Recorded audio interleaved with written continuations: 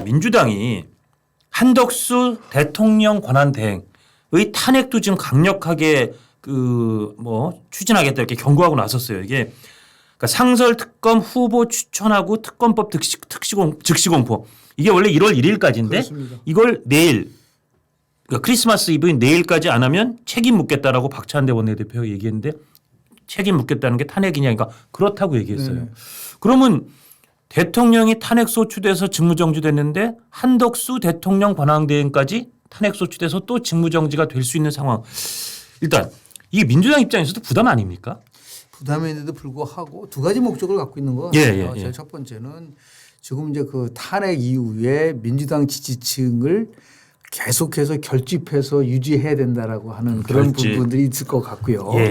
두 번째는 이제 빨리 이제 탄핵 시계를 돌려야 된다. 탄핵 시계를 돌린다. 예, 예를 들어 조기 대선을 통해서. 그러니까 이걸 이제 또 특검을 빨리 하게 되면은 거기서 나오는 여러 가지 상황이 헌재 심판에서 어느 정도 영향을 미칠 수 있을 것이라고 이제 판단을 하니까. 그렇죠. 그러니까 특검하면서 계속 수사 결과가 중간중간 거의 매일같이 발표되면 그렇습니다. 그게 또 민심에 또 물레의 방아를 돌리면서 그렇습니다. 탄핵의 헌재의 탄핵 시계를 빨리 가게 한다. 그런 논리군요. 그러니까 지난 2016년도에 박근혜 대통령 탄핵 때 소요된 시간이 91일이었어요. 91일. 예. 그런데 지금 이번에 이제 탄핵을 민주당 쪽에서는 어떻게 전망을 하냐면 예. 이게 내란죄와 관련된 거로 국한돼 있기 때문에 예. 그렇게 시간이 오래 걸리지 않을 거다라고 얘기하는 예. 그런 내란죄와 관련된 부분 속에서 그럼 객관적인 근거나 증거 같은 거는 어디서 나올 수 있을 것이냐. 그게 바로 특검을 통해서 내란 특검을 통해서 예. 계속해서 분출된다고 한다면 예. 그것이 이제 헌재의 심판에 영향을 줄 것이고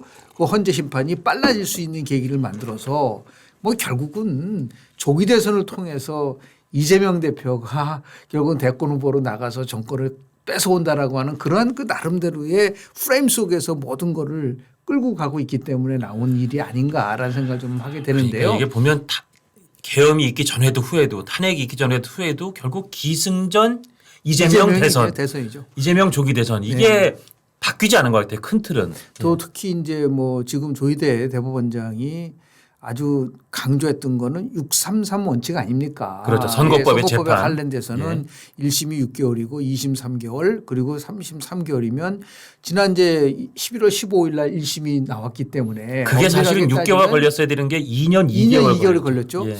그런데 실제로 보면은 이제 6개월 하면은 딱 180일이에요. 예. 헌재가 심판할 수 있는 기한이 180일도 딱 맞아요. 그렇죠. 근데 지금 핵심은 헌재 재판이 먼저 나오냐 예. 아니면은 선거법 재판이 최종 재판이 먼저 나오냐의 싸움일 수가 있는 거죠. 그렇죠. 정확히는 헌재 재판 플러스 2개월과 그다음에 대법원 확정 판결 내지는 최소한 2심 판결 이게 어느 게 먼저 오느냐가 그렇기 굉장히 때문에 중요하죠. 빠르게 이제 그 헌재 판결을 유도하겠다라고 하는 게 지금 민주당으로서의 최대의 전략적 사고라고 볼 수가 있는데요. 이 두 가지 면에서 상당한 위험한 그 발언을 했다. 민주당이요. 어저께 박찬대 원내대표 얘기를 보고 제가 깜짝 놀랐어요. 그 첫 번째는 뭐냐면 국헌 문란이다. 다시 얘기해서 지금 뭐 가장 큰 이슈가 되고 있는 게 내란죄를 얘기를 하면서 국헌 문란을 얘기를 하잖아요. 국헌 문란의 핵심이 뭐죠? 헌법기관이 선출될 기관을 강제력을 통한해서 그 기관의 권능을 제압하는 거 무시하는 거. 지금 대통령이 제의권을 할 수 있는 거 기간이 헌법상에 정해져 있잖아요. 그렇죠. 그렇지 않습니까? 만약에 이제 그걸 재의결하고 다 끝난 다음에 이게 문제가 있어서 뭐 탄핵한다라고 하더라도 문제일 텐데 이거를 1월 1일까지가 상설특검이라든지 내란특검이라든지 김건희 특검과 관련돼서 뭐 상설특검은 추천하는 거고 내란특검과 김건희 특검 같은 경우는 국무총리라고 하지만 대통령 권한대행이 행사할 수 있는 시간은 내년 1월 1일까지예요. 그렇죠. 헌법상 그렇게 시간을 주고 있는 거죠. 그거를 무시하고 당시 24일까지 하라. 안 그러면 탄핵이야. 이건 압박이 아니라 이거는 문란이죠. 문란이고 문란이네요. 문란이면 압박이 아니에요. 문란입니다. 그렇다고 따지면은 아니 뭐 윤석열 대통령 국헌 문란했다고 내란죄로 몰고 가는 이 정당이 자기네들은 마음대로 할 수 있나요? 맞습니다. 그러니까 예, 예. 원칙과 법과 절차를 정확하게 지킨 다음에 해야지. 예, 예. 힘이 있다고 마음대로 할 수 있다는 거는 윤석열 대통령이 힘이 있다고 비상계엄하는 거랑 뭐가 다르냐라는 거죠. 논리적으로 따지면은. 그러니까 지금 돌이켜 보면 당시 그 계엄 내렸던 당일날 그 모든 국민 거의 모든 국민이 생방송으로 지켜봤을 때 우원식 국회의장이 굉장히 뭐 상당히 관심의 대상에서 확 떠오른 게 야 지금 이런 상황이라도 절차를 지켜야 된다는 이럴 거죠. 때일수록 절차를 지켜야 된다 그러면서 되게 그렇습니다. 차분하게 진행한 게 되게 돋보였다는 평가가 많지 그렇습니다. 않습니까? 예. 그래서 나는 그걸 보고 깜짝 놀랐어요. 그리고 두 번째는 뭐냐면 다 자기네들이 예. 아니 국정안정협의체를 만들자는 사람이 누구였죠? 민주당도 그랬고 이제 뭐 국회의장도 그랬지만 아니, 민주당이 그랬죠. 이재명 그렇죠. 대표가 제일 먼저 국정안정협의체를 얘기를 해가지고 이 혼란한 속에서 경제 민생 안전을 지키기 위해서 국정안정협의체라는 거를 제안했는데 예. 이거를 이제 우원식 국회의장이 이거를 이제 다시 한번 여야정 협의체라는 형태로 해가지고 모이자 그랬지 않습니까? 예, 예. 그러면 여야정 협의체를 통해서 국정 안정을 가져간다는 민주당이 다른 한 손에서는 국무총리 대통령 권한대행을 그러니까요. 아니 자신들이 압박을 해가지고서 예. 탄핵시키겠다? 이거는 그냥 이율배반적인 거죠. 저런 정당들이 과연 이러한 그 국정을 끌고 갈 수 있는 자격이 있는 건가? 그러니까 하나를 알면 열을 아는 거예요. 예. 어떠한 경우라도 절차를 지키고 거기에 준수해 자기네들의 내뱉은 말에 대해서 책임을 질 수 있어야지만이 그 정당에 대해서 야, 저 정당 한번 맡겨보자 그렇게 되지만 예. 저렇게 자신들이 갖고 있는 힘을 마음대로 쓰면서 맞습니다. 나중에 자기네들이 정권을 잡으면은 뭐 국민을 위한 뭐 정책을 피겠다라든지 민주주의 정당이 되겠다는 게 오히려 민주주의 정당이 아니라는 것을 스스로 보여주는 거예요. 아, 그 민주주의 정당이 아예 아닌 거다. 예. 그런 면에서 봤을 때 놀랍다. 그리고 한마디로 얘기해가지고 이 저렇게 막 해도 되는 건가라고 하는 예. 제일 중요한 건 지금 보십시오. 지금 이 문제 때문에 환율은 지금 급등하고 예. 있고 지금 경제가 어려운 부분들도 있고 곧 트럼프 정부가 이제 2기 정부가 출범하지 않습니까? 예, 그리고 어제 오늘 나오는 거 보니까요. 내년에 우리가 그나마 반도체 자동차로 버티는데 반도체도 내년에 이제 혹한기가 온답니다. 아니 그렇습니다. 예, 예. 왜냐하면 트럼프 2기 정부는 뭐 우리가 뭐 무작게 많이 들은 얘기지만 자구 중심주의라고 얘기를 하고 있지 않습니까? 예. 그런데 가장 그 타켓이 뭐냐면 미국과의 적자가 얼마만큼 큰가를 가지고 따지잖아요. 예, 그렇죠. 예. 그러니까 그게 우리가 그래도 굉장히 이제 그 무역적인 흑자를 지금 미국을 통해서 얻고 있기 때문에 예. 그것에 대한 타겟이 될 수밖에 없는 것이고 맞습니다. 그게 이제 뭐 반도체, 철강 다만 이제 조선이나 방산 같은 경우는 나름대로 트럼프 정부의 정책과 부합하기 때문에 간다 하더라도 우리 주력 상품인 자동차, 반도체, 철강 이 모든 부분 속에서 위축될 수밖에 없는 이 상황이라고 한다면 예. 이거는 진짜 여야가 함께 이 위기를 풀어나가고 차분해야 돼요. 예. 지금 너무 흥분돼 있어요. 맞습니다. 그런 부분 예. 속에서 물론 빨리 자신들이 의도하는 것을 얻어내려고 한다 하더라도 민심은요 아주 굉장히 냉정하게 봅니다. 예. 그러니까 대통령이 지금 탄핵 소추된 상황이니까 그리고 결과가 이제 헌재 재판이 나올 때까지는 차분하게 그러니까 헌재를 압박해서도 안 되고 권한대행을 압박해서도 안 되고 예. 이제는 우리가 차분하게 그래서 미국 정부가 얘기를 했잖아요. 예. 바이든 대통령도 그렇지만 한국 정부 이번 계엄 또 탄핵을 통해서 느낀 거는 뭐냐면 민주주의와 법치의 회복력을 높이 평가한다는 거죠. 예. 그 두 번째는 뭐였었냐면 지금 뭐 국무부 우리 국무부에서는 강조하고 있는 게 한독수 권한 대행을 신뢰한다. 그러니까요. 그런 표현을 썼잖아요. 바로 그 부분 말씀드렸습니다. 그런데 그러한 권한 대행을 지금 민주당이 24일까지 딱 시간을 정해놓고 자기 뜻대로 안 되면 탄핵하겠다. 그거는 그동안 민주당이 그렇게 부르짖었었던 자신들의 가치를 오히려 훼손시키고 힘을 마음대로 맞습니다. 쓰겠다라고 예. 하는 면에서 봤을 때는 한마디로 놀랍다. 그리고 더 나가서 저런 식으로 갔을 경우에 올 수 있는 예. 부메랑도 분명히 있을 수 있다라는 말씀을 좀 드립니다. 그러니까 오늘 조선일보 기사를 보면 바로 말씀하신 그 지점인데 그 쿼트 캠벨 미국 국무부 장관이 그러니까 국무부 넘버 2죠. 네. 한덕수 권한대행이 과도적 역할을 지지한다 이렇게 그렇습니다. 밝혀놓은 것도 민주당한테 부담이다. 네. 왜냐하면 한덕수 권한대행이 지금 총리였던 게 우리한테는 그나마 불행 중 다행인 게 주미대사 경험이 있어서 맞습니다. 미국 네트워크가 네. 좀 된다는 점. 그렇습니다. 워낙 뭐 경륜이 있는 공무원인 고위 공무원 출신이기도 하지만 그래서 그 조선일보 표현에 따르면 이렇게 한덕수 대통령 대행까지 탄핵 소추하면 국정마비를 초래했다 이런 비판을 직면할 수 있고 사실상 민주당이 정부 해체를 시도한다 이런 우려가 나올 수 있다는 것도 부담이다 이렇게 이제 표현을 했더라고요. 이제 또 하나 민주당의 더 부담이 뭐였었냐면요. 이건 우리가 뭐 받아들일 수 없는 거지만 예. 윤석열 대통령이 비상계엄을 선포하면서 여러 가지 논리를 댔어요. 예. 그런데 이제 국회가 예. 결국 뭐 사사건건 국정을 다 이렇게 그 제어하고 압박하면서 국정 마비 예. 사법과 행정의 마비를 가져왔다라고 하는 거를 표현을 썼어요. 예. 그러니까 사람들이 봤을 때 이게 식으로 가져가면은 결국 국정 마비를 시켜서 계엄한 건 지극히 잘못된 거지만 예. 민주당이라고 해서 다수의 횡포가 정당화될 수는 없네. 예. 그런 거를 우리가 유치할 수 있는 거 아니겠습니까? 그러니까 대통령이 그런 어이없게 계엄을 선포한 건 잘못된 거지만 대통령이 거기까지 갔던 중간 지점인 민주당에게 국정을 마비시킨다. 그렇습니다. 그 얘기는 그건 또 일리가 있었네. 이렇게 아니, 또 그렇게 생각할 수 있는 사람들이 거죠. 아니 그것도 팩트고요. 예. 그러니까 지금도 한번 보십시오. 지금 뭐 특검 문제와 관련돼서도 이게 왜 지금 이제 그 한덕수 권한대행이 심각하게 이걸 고민해야 될 부분이 있느냐 하면은 예. 이 특검에서의 가장 원칙은 이제 견제와 균형인데 예. 지금 특검에 대한 추천을 완전히 여당만 하게 빼놓고 야당만 하겠다라는 그러니까 거잖아요. 그 부분도 좀 문제가 되는 것 같아요. 그 부분 문제가 되죠. 예, 예, 예를 예. 들어서 그렇다고 따지면은 예. 결국은 일방적으로 될 수밖에 없는 상황이 되는 것이고 예. 자신들에게 맞는 사람을 특검으로 만들어서 결국은 행정부를 견제하겠다고 한다면 견제와 균형이라고 하는 큰 틀이 무너져 버린단 말이죠. 그렇죠. 그리고 어쨌든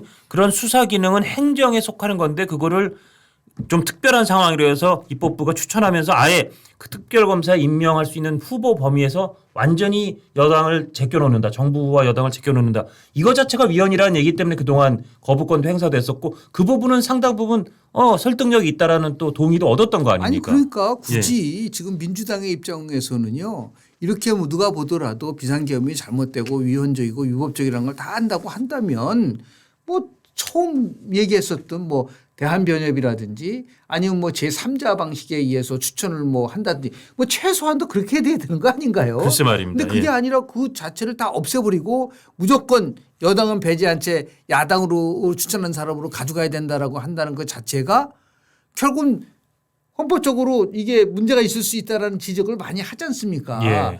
그럼 가장 큰 거는 비상계엄이 위헌적이고 위법적이라는 것 때문에 많은 국민들로부터 이거는 지탄도 받고 말도 안 된다고 얘기를 한다고 한다면 자기네들도 위헌적인 것에 대해서 위법적인 것에 대해서는 그렇죠. 하지 말아야. 말아야지 앞뒤가 맞는 거 아닙니까? 예. 자신들은 위헌적 위법적으로 마음대로 할 수 있고 대통령은 위헌적 위법적으로 한 것에 대해서는 탄핵하라고 얘기한다고 한다면 이거는 제가 볼 때는 설득력도 낮을 뿐만 아니라 오히려 민주당이 노리는 게 뭐냐라고 하는 그러니까 이게 전략적으로만 접근하는 게 맞습니다. 아니냐. 그러니까 예. 국익 차원에서 이 문제를 풀어가려는 게 아니라 오로지 민주당이 자신들의 정권을 다시 찾아오겠다라고 하는 그러한 정략적인 수준에서만 접근하다고 본다고 한다면 이거는 뭐 제가 볼 때는 올바른 길이 아니다라고 말씀드릴 수 있는 거죠. 그리고 지금 교수님 보니까 이게 또 문제가 있는 게 첫째.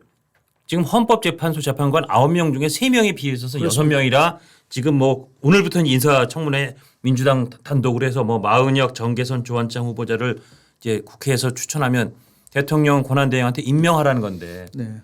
그러니까 임명을 할 수 있냐 없냐 갖고 논란이 있는데 만약에 정말 지금 경고하고 협박하는 것처럼 내일까지 그 조치 안 취하면 바로 탄핵 소추를 만약에 26일쯤 한다.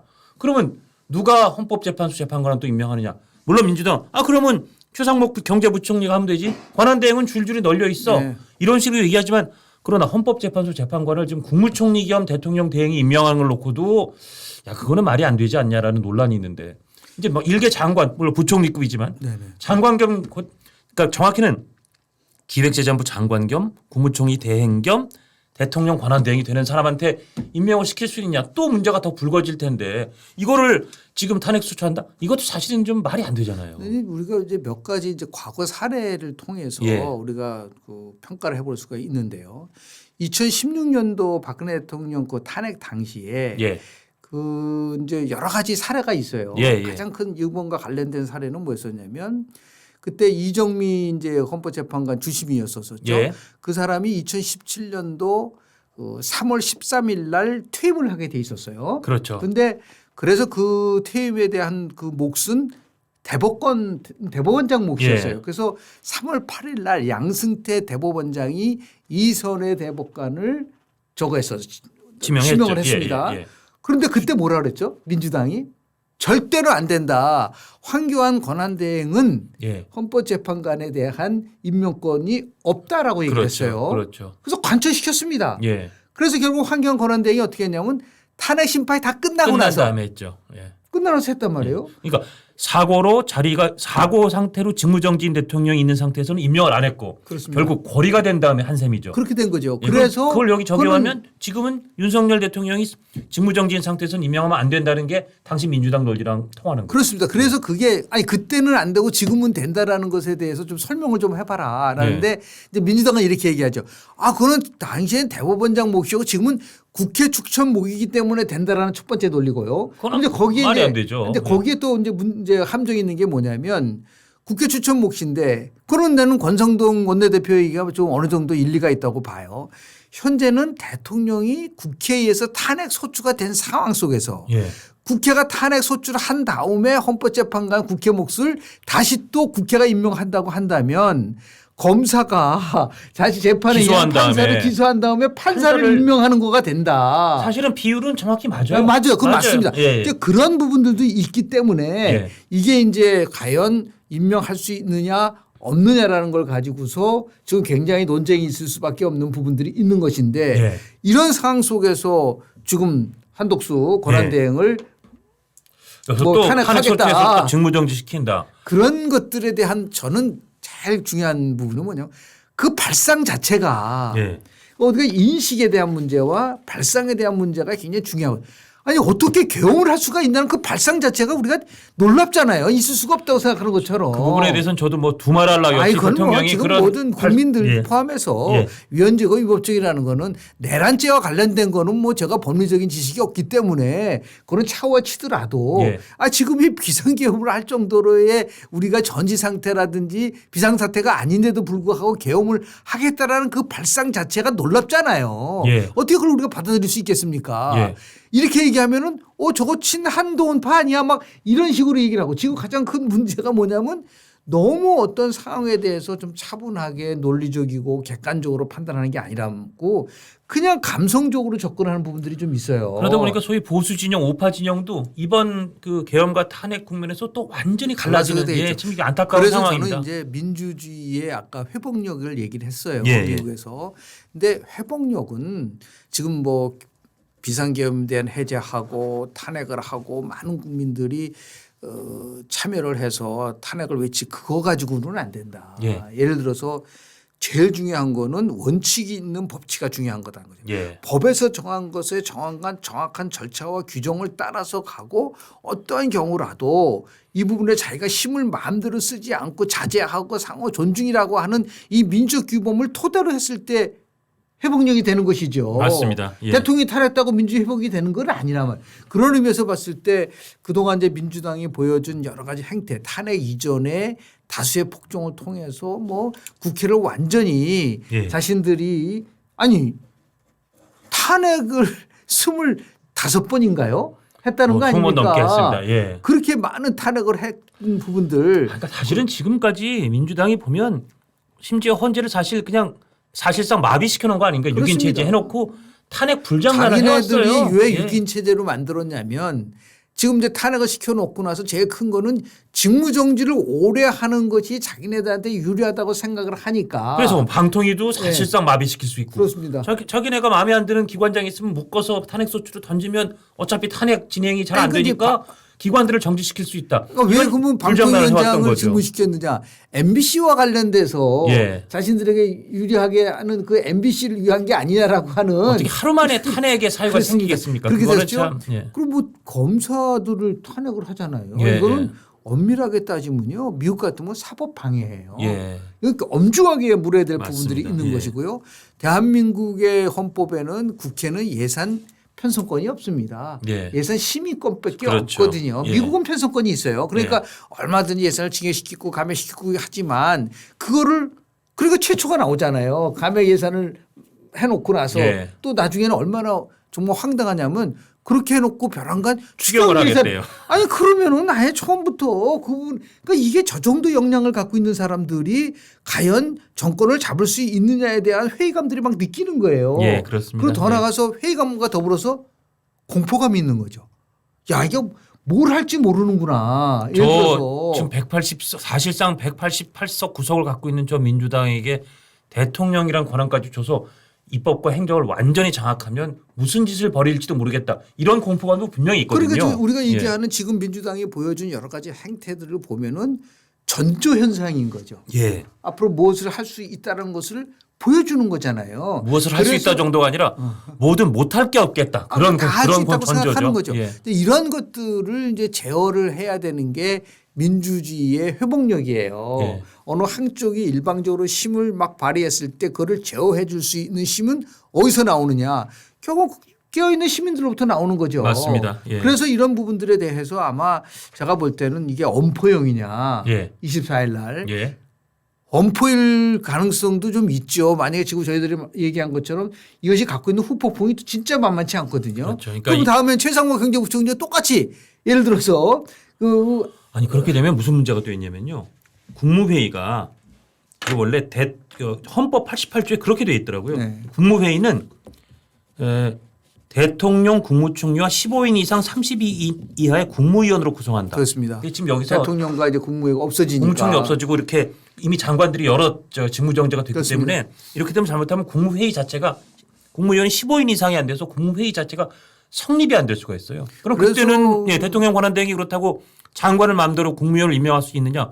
그 임명권은 진짜 없다고 없죠. 보는 거거든요. 그렇죠. 장관이 예. 장관을 임명한다는 건데. 예, 예. 그래서 권성동 이제 그 원내대표가 24일 정해서 탄핵을 압박하는 거는 결국은 국정 마비, 여당 마비 그러니까요. 시키기 위한 거다라고 예, 예. 항변할 수밖에 없는. 예. 근데 어떻게 보면 왜 저렇게 뺏기 못할까 민주당이.